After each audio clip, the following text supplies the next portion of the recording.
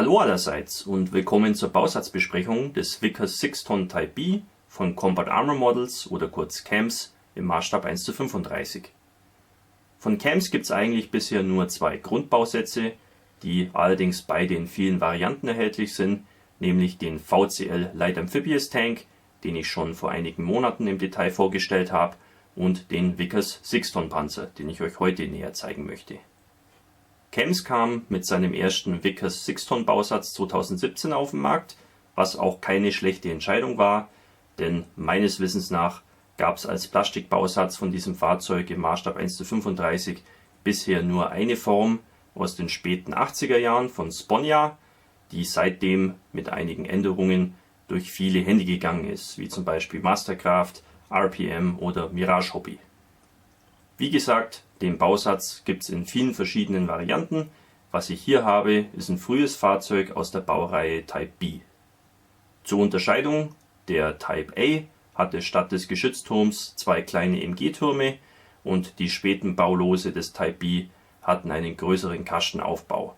Hier sehen wir noch den kleinen Kastenaufbau.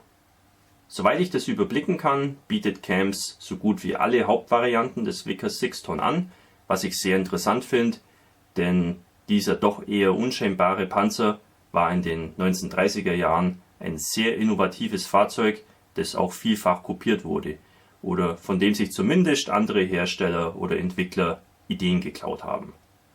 Zum Beispiel war der Type B der erste Panzer, der neben einer Kanone auch mit einem koaxialen Maschinengewehr ausgestattet war, und die neuartige Fahrwerksaufhängung stand Pate für die wesentlich besser bekannten italienischen Panzer der Baureihen M11-39 oder M13-40 sowie für den tschechoslowakischen LT VZ35, besser bekannt als Panzer 35T. Da der Panzer von Vickers Armstrong hauptsächlich für den Export entwickelt worden war, wurde er nicht von der britischen Armee beschafft, die das Fahrzeug ohnehin ablehnte, sondern an diverse Länder rund um den Globus verkauft, was den 6-Ton zu einem der gebräuchlichsten Panzerfahrzeuge der 1930er machte. Zu den Kunden gehörten Länder wie Bolivien, Bulgarien, China, Finnland, Griechenland, Japan, Portugal und Thailand. Außerdem wurde das Fahrzeug in großen Stückzahlen von weiteren Ländern in Lizenz gebaut, als T26 in der Sowjetunion oder als 7TP in Polen. Beim Vickers 6-Ton handelt es sich also um ein wirklich sehr bedeutsames Fahrzeug und ich finde, es wurde Zeit, dass es davon auch mal einen etwas zeitgemäßeren Bausatz gibt. Soweit so gut, jetzt schauen wir mal rein in die Schachtel. Die Schachtel hat die übliche Größe für einen Bausatz im Maßstab 1:35. Der Deckel ist hier zum Abnehmen nach oben hin, das mögen wir auch. Der Karton ist auch ausreichend stabil. Ich habe aber auch schon ein bisschen was Besseres gesehen, aber ich finde, das ist auf jeden Fall ausreichend. Hier haben wir dann die Bauanleitung und die Spritzlinge sind ja meistens zu mehrt hier in diesen Beuteln verpackt. Also ja, ich würde mal sagen, das ist eine vernünftige Verpackung. Man hätte vielleicht auch einen kleineren Karton benutzen können, aber ja, das scheint so ein gängiges Format zu sein. Schauen wir uns als erstes die Bauanleitung näher an. Die ist vom Format relativ klein gehalten, aber ich sag mal, das ist noch vollkommen im Rahmen. Da braucht man auf jeden Fall zum Lesen keine Lupe, so wie zum Beispiel bei Takom manchmal. Wir haben hier auf der ersten Seite einige Hintergrundinformationen zum Fahrzeug. Hier zum Beispiel eine Tabelle, wo man die Exporte sehen kann an die jeweiligen Länder. Dann einige technische Daten, Entwicklungsgeschichte und hier auf der zweiten Seite besonders interessant ein bisschen Einsatzhistorie, spezifisch eben für die drei Länder, wo wir eben mit diesem Bausatz dann die entsprechenden Fahrzeuge auch darstellen können. Ja, dann hier noch Zeichenerklärungen und Sicherheitshinweise und dann kommen wir hier zur Teileübersicht. Ist immer ganz praktisch, wenn man das hat. Und dann geht auch der Zusammenbau schon los. Wir beginnen hier mit dem Geschützturm. Der besteht hier aus mehreren Platten. Inneneinrichtung ist keine vorhanden, also auch hier fürs Geschütz ist eigentlich nichts zu sehen. Die Luke oben kann man offen darstellen. Da wird auch sehr viel Fotoads verwendet für die ganzen Scharniere und Hebel und so weiter. Das ist mir auch beim VCL schon aufgefallen. dass da sehr viel so, ich sage jetzt mal, ordinäre Details, wie auch hier zum Beispiel diese Seeschlitze mit Fotoetzteilen dargestellt werden. Ich vermute, das hat damit zu tun, dass bei Cams der Formenbau nicht der allermodernste ist und so muss man sich dann eben mit einigen Fotoetzteilen behelfen, wo vielleicht andere Hersteller das als ein Stück spritzen würden oder das vielleicht mit dünnen Plastikteilen irgendwie realisieren könnten. Ja, ich finde es nicht schlimm, ich möchte es nur gesagt haben. Das ist so ein bisschen der Eindruck, den ich so bisher gewonnen habe. Ja, dann geht es hier weiter mit den Seitenwänden der Wanne. Da kleben wir hier die Achsen ein für die Stützrollen. Dann kommt hier die Unterwanne auch schon zusammen. Auch hier als Inneneinrichtung findet man nur den Sitz für den Fahrer. Mehr ist nicht vorhanden, aber durch die kleinen Öffnungen sieht man da eigentlich später kaum noch was. Ja, dann kommt hier das Motordeck dran und auch die Frontplatte und hier so einige Zugösen und Zughaken. Dann hier Fotoetzteile für den Lufteinlass. Ja, auch hier noch weitere Platten, auch wieder hier einige Fotoetzteile, wo auch hier so diverse Nietköpfe aufgeprägt sind. Ja, wie schon gesagt, hier wird sehr viel mit Fotoetzteilen gearbeitet, die man vielleicht nicht unbedingt erwarten würde. Dann kommt hier das Dach des Aufbaus drauf und wir bauen hier auch das Abgasrohr zusammen aus mehreren Stücken. Ja, macht eigentlich einen ganz guten Eindruck. Interessantes Detail ist hier dieser Luftfilter, der hier aus einem fotogeätzten Teil so gerollt werden muss. Ist sicherlich nicht ganz einfach. Das ist ein Detail, wie es hier auch steht, was vorgesehen ist für das Fahrzeug aus Bolivien und aus Thailand. Bin mir aber nicht ganz sicher, ob die Fahrzeuge aus Thailand diesen Filter wirklich hatten, weil auf den Referenzfotos, die ich so habe, ist es nicht klar erkennbar. Da muss ich noch ein bisschen nachschauen, weil meine Absicht wäre jetzt da, ein thailändisches Fahrzeug zu bauen. Dann bauen wir hier die ganzen Rollen zusammen, Stützrollen, Laufrollen, Leitrad und Treibrad. Da fällt auf, dass wir hier so kleine, ich sage jetzt mal Stützen einbauen sollen, die separat sind. Auch da würde ich mal sagen, andere Hersteller hätten das einteilig ausgeführt. Hier sind eben diese dünnen Verbindungsstücke einzeln. Ja, auch da kann man wieder erkennen, dass das nicht der allermodernste Bausatz ist. Dann kommen hier noch weitere Teile an die Wanne ran. Zum Beispiel hier die Luken für den Fahrer, die separat sind, kann man also auch offen darstellen, wenn man möchte. Und dann geht es hier an diese Rollwagen, das patentierte Carden-Lloyd-Prinzip. Auch hier sehen wir wieder einige Bolzen, die da so ran sollen. Sind hier so aufgeprägt auf dem Spritzling. Müssen wir dann so runterschälen und eben einzeln aufkleben. Ja, auch da ist es wieder so, andere Hersteller würden vielleicht versuchen, das so am Stück schon zu fertigen. Wobei, wenn ich jetzt zum Beispiel an Bronco denke, die machen das eigentlich ganz ähnlich. Also von dem her ist es kein Alleinstellungsmerkmal. Ja, ist nicht ganz unaufwendig, dieses Fahrwerk, aber sieht eigentlich ganz interessant aus. Ja, die Ketten liegen hier als Segmentketten bei. Das ist auf jeden Fall eine gute Lösung, besser als Gummiketten. Und Einzelgliederketten sind auch immer so eine Sache. Nachteilig ist hier natürlich nur, dass man ein bisschen größere Schwierigkeiten hat, das Modell zum Beispiel an den unebenen Untergrund anzupassen, wenn man Dioramenbauer ist. Ja, ist aber echt nur was ganz Spezifisches, was vornehmlich eigentlich nur mich interessiert. Dann kommen hier die Schutzbleche ran, auch mit einigen Fotoetzteilen wieder, was aber an der Stelle auch wirklich Sinn ergibt. Dann hier noch so einige kleinere Teile. Weiß nicht genau, was das alles ist. Sieht auf jeden Fall recht interessant aus. Dann haben wir hier nochmal so eine Halterung, wo es zwei Varianten gibt.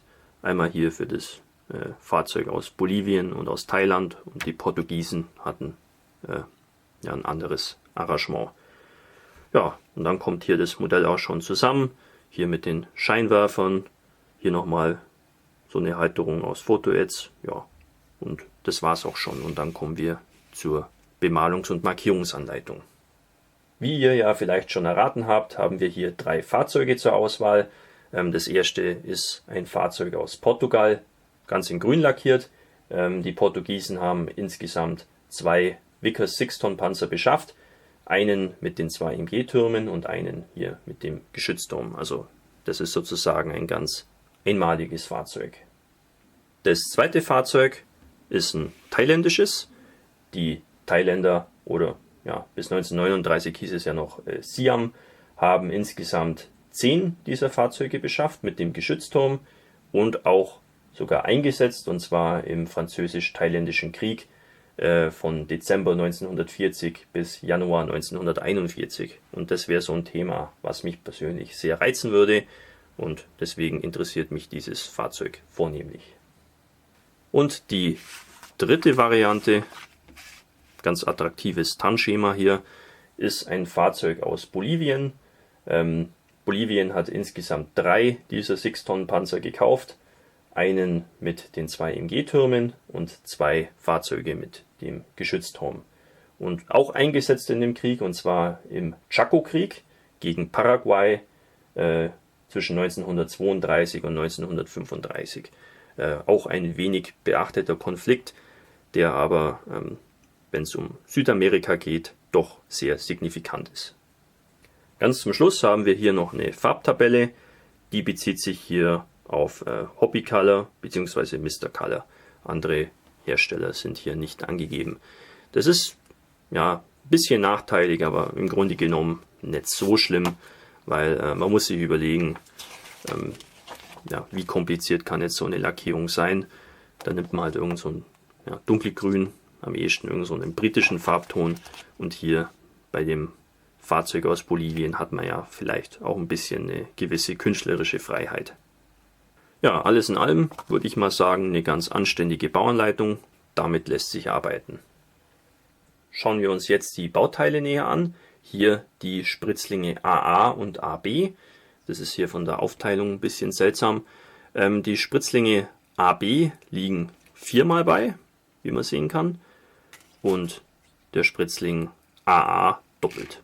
Nur ist es hier eben schon zusammen mit dem Spritzling AB. So viel zum Verständnis. Hier haben wir hauptsächlich Fahrwerksteile, also die Segmentketten, Laufrollen, Leitrad, Treibrad und hier Teile für die Rollwägen. Ja, macht einen ganz guten Eindruck. Hier zum Beispiel gefällt mir ganz gut bei den Triebzähnen hier, dass das Ganze halt klar abgesetzt ist. Also da muss man jetzt nicht raten, wo der Zahn aufhört und der Spritzrahmen anfängt. Das ist schon mal ganz gut. Ja, bei den ganzen Rollen, da hat man natürlich jede Menge Arbeit beim Versäubern. Aber so ist es eben, kann man nichts machen. Die Segmentketten sind recht schön. Hier ist der, vielleicht kann man es erkennen, ist der Durchhang schon so vorgegeben. Das ist man natürlich ein bisschen kritisch beim Zusammenbau, wenn man da nicht aufpasst. Das muss natürlich alles genau aufgehen am Ende. Da ist entscheidend, dass die Position des Treibrades dann passt, beziehungsweise dass man das eigentlich bis zur Montage der Ketten irgendwie separat hält und erst dann anklebt, dass das dann auch wirklich zueinander stimmig ist. Ja, die Ketten haben auch keine Auswerfer. Das ist ja auch so ein Thema, was selbst ziemlich gehypte Hersteller heute noch nicht hinbekommen, wie zum Beispiel Border Model. Hier ist alles wunderbar. Also ich sehe hier keinen Grat, ich sehe hier keine Fischhaut oder irgendwelche anderen Defekte.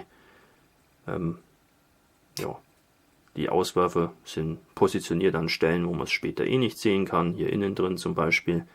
Da kann keiner reinschauen später. Also das macht einen ziemlich guten Eindruck. Das Einzige, was ich hier nur merke, ist, dass der Spritzling sich ein bisschen so ölig oder fettig anfühlt. Das sind bestimmt noch irgendwelche Rückstände vom Trennmittel. Andere Hersteller liefern die Spritzlinge in der Regel ziemlich sauber.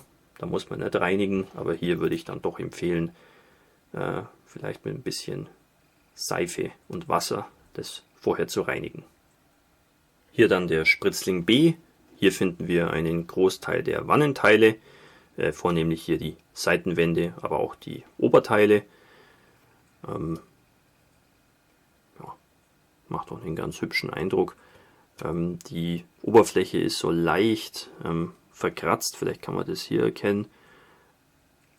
Ist jetzt aber so minimal, dass ich sage, das deckt die Farbe zu beim Lackieren. Auch hier schöne Nietköpfe in verschiedenen Größen. Ja, macht einen ganz guten Eindruck. Auch hier am Oberteil, am Dach des Kastenaufbaus, schöne Nietköpfe. Kann man hier den großen Nietenzähler spielen, wobei es müsste eigentlich Nietezähler heißen, weil Nieten gibt es an der Losbude und Niete an so einem Panzer zum Beispiel. Oh ja, die Innenseite ist bedeckt mit Auswerfern. Da ist natürlich gut, dass wir keine Inneneinrichtung haben und auch eigentlich, wenn wir nicht wollen, vom Innenraum auch nichts sehen können. Wobei hier wenigstens diese Rahmenkonstruktion angedeutet ist, wo dann eben die Panzerplatten dran genietet sind.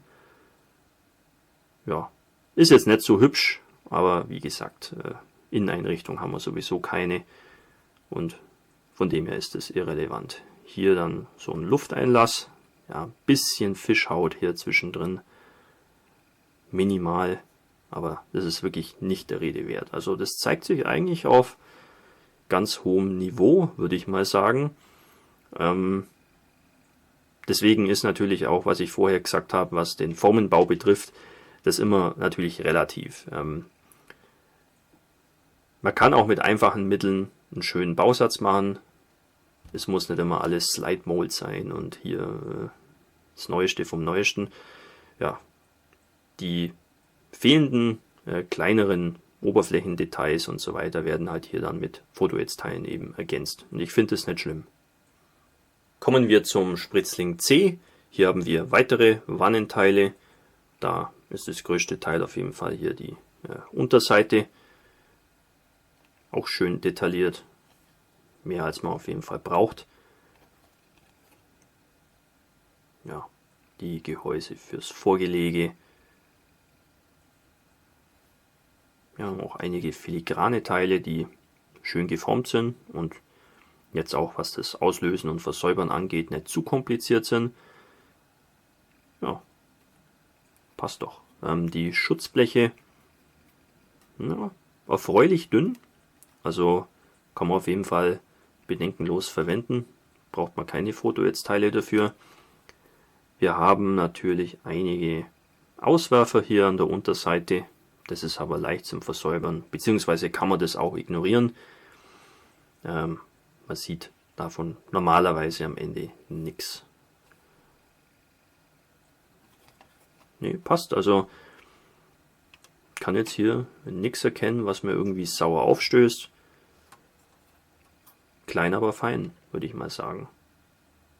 Am Spritzling D finden wir dann die ersten Turmteile, nämlich hier das Dach, die Luken dafür und die Teile der Bewaffnung, hier die Kanonenblende und das Kanonenrohr, beziehungsweise hier auch Teile vom Rückstoßzylinder. Ja, Mündung ist offen, braucht man nicht aufbohren und ja, die Luken sind ganz hübsch, ganz nett detailliert, auch an der Innenseite. Und wir erinnern uns, da kommen ja dann einige fotogeätzte Scharniere ran und so. Also wenn man da die Luke offen darstellt, das ist, glaube ich, schon ein gewisser Hingucker. Muss man halt dann bloß gucken, dass man da irgendwie eine Figur reinsetzt, weil natürlich an Inneneinrichtung nichts vorhanden ist. Aber das sieht ganz hübsch aus und stellt mich auf jeden Fall zufrieden, was ich hier zu sehen bekomme. So, zum Schluss habe ich hier noch einige kleinere Spritzlinge. Hier der Spritzling E. Fragt mich nicht, was das alles jetzt hier darstellen soll. Das sind irgendwelche diverse Kleinteile, die so rund ums Fahrzeug gehören. Das könnte eine Luke sein für den Fahrer. Ja, auch hier kann ich nur sagen, ist auf jeden Fall sauber gefertigt, auch relativ gut zum Versäubern, wobei hier so manche Angüsse so, sagen wir mal, übers Eck gehen. Vielleicht könnt ihr das sehen. Da muss man ein bisschen dann die Form, sage ich mal, so nachschnitzen, aber das ist für den geübteren Modellbauer auf jeden Fall gar kein Problem und auch der Anfänger kann damit klarkommen. Dann haben wir noch den Spritzling G mit den Turmteilen und laut der Anleitung gehört hier dieses Anhängsel auch dazu. Ich weiß allerdings nicht wo. Scheint hier so eine Luke zu sein. Ja, keine Auswerfer dran, auch an der Innenseite, wunderbar. Ja, Geschützturm hier ganz einfach, aus 3 Teilen bestehend.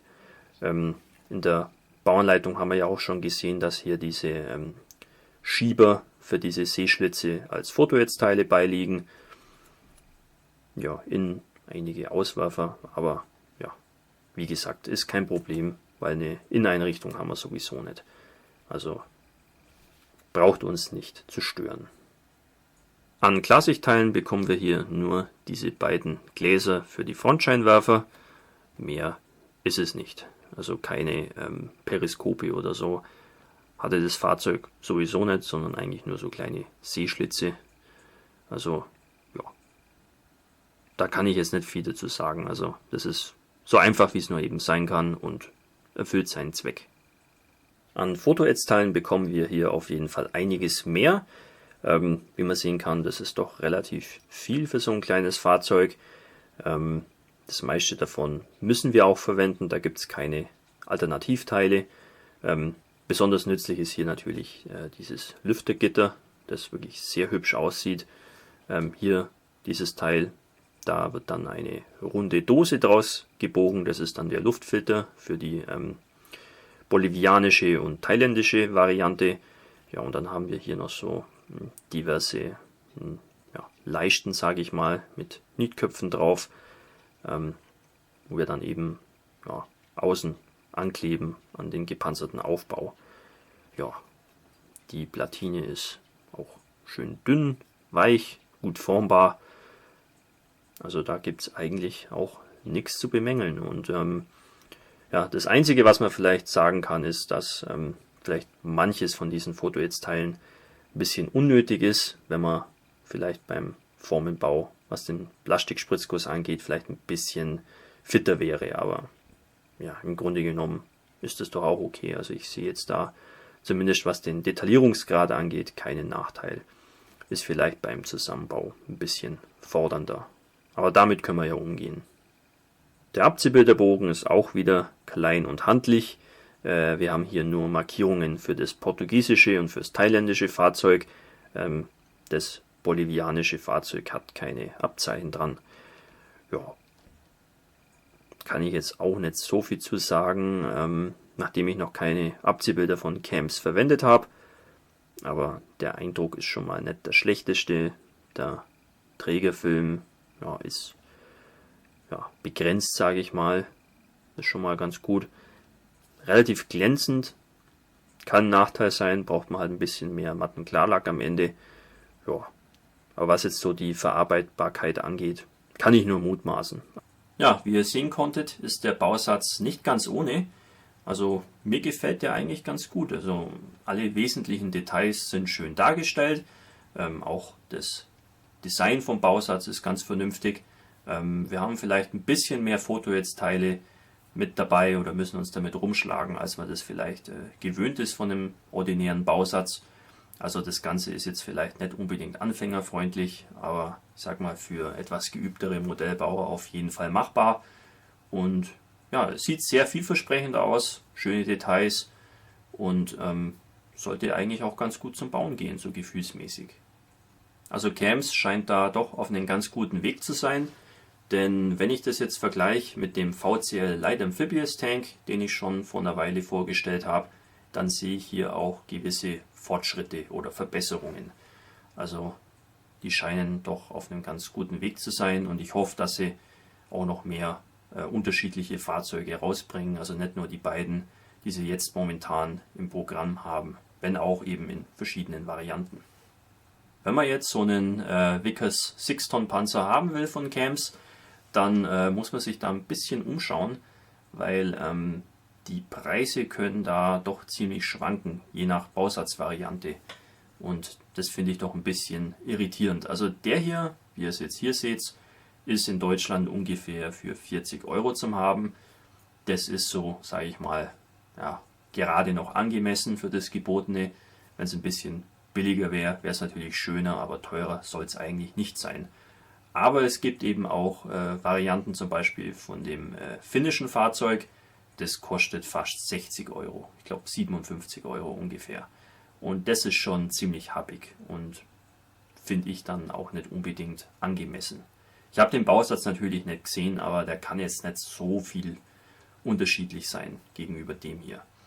Deswegen ja, muss man ein bisschen gucken, was man bauen will.